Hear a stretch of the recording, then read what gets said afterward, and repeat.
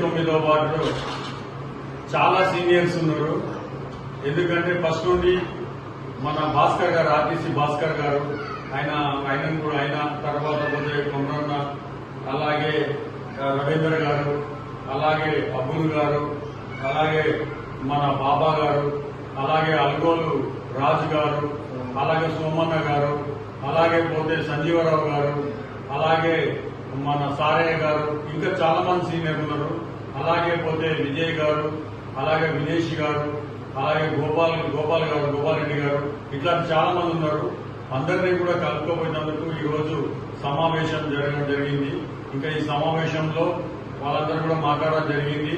ఎందుకంటే ఈ 29వ వార్డులో అందరూ కలిపి కట్టుగా అందరం కూడా బయలుదేరాలని, అందరం కూడా కలిసిగా ఉండాలని నేను వాళ్ళని వేడుకున్నాను.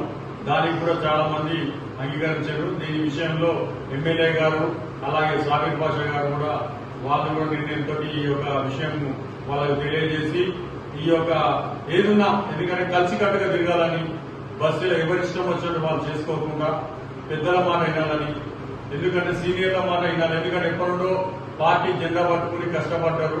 వాళ్లకు గుర్తింపు అనేది రావాలి.